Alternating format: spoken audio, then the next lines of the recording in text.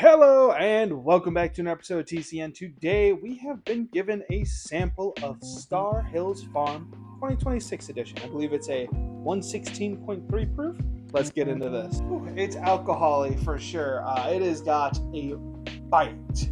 I'm trying to pick up anything else off the nose here, but besides maybe like a little bit of caramel, it's mostly just smelling its proof. I'm not gonna lie. Going over the palate, I will say that it is incredibly warm. Now, you're not getting like an alcohol bite off it, but it is a very warming pour. I mean, tongue to toes, you can feel it warm your body. And I mean, hot weather right now, definitely not the best. I could definitely see this doing a lot better in a colder season, fall. This is definitely maybe more of a fall pour in my opinion. Otherwise, it's got a little bit of like this nuttiness, charred wood, touch of sweetness. It's not really defined in my opinion. I can't really pick up if it's like caramel or this or that. It just has some sweetness to it. While we were waiting for this to open up, I didn't realize that this wasn't a bourbon. I thought this was a bourbon. It's a wheated whiskey. And looking more into it, it's using malted wheat, which I haven't had malted wheat to be fair, but in general, I love malted stuff.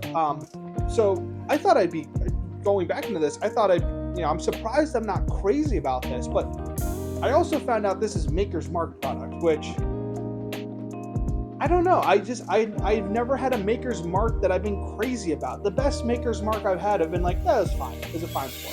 And that's kind of how this is leaning. It's weird. The nose is nothing like I've ever gotten off a Maker's Mark product.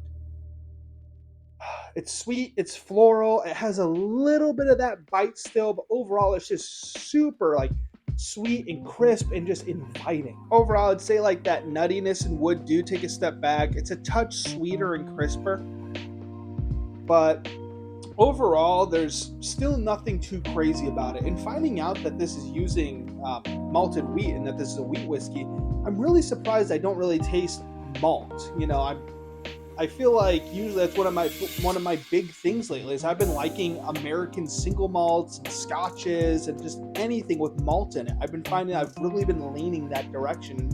For some reason, this just I wouldn't know that there was malt in here if I didn't look it up. Final thoughts for $100. This is, in my opinion, yes, it's a fine pour. I'm not going to look at whatever secondary is charging, but in general, I think that this is a very good pour for what it is. If you're a big Maker's fan or a big wheated whiskey fan, this is probably going to be up your alley. It's very nice. It's warm, but it doesn't bite. It's got a little bit of sweetness, and it seems like while it opens up, it only gets better as you let it open up. So I can imagine this would be something that you pour a couple glasses out when you first get it, enjoy it, and then revisit it a year later, and it just only gets better. Overall, though, I think I can still stand by the fact that I'm not the biggest Maker's fan.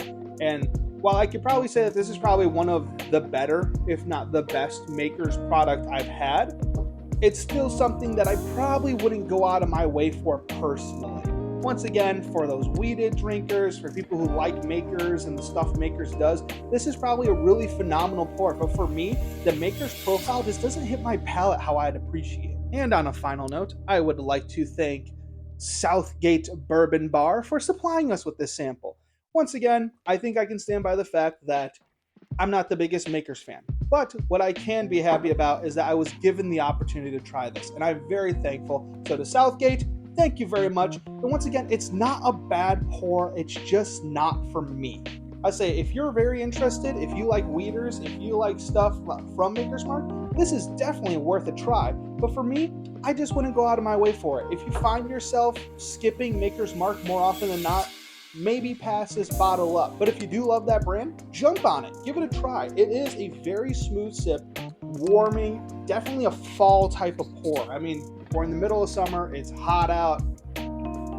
I wouldn't recommend it while it's hot, but when it's cooler during fall, when you're hitting that nice cool season, this would be ideal. But hey, thank you all for tuning in, and I'll see you all next time.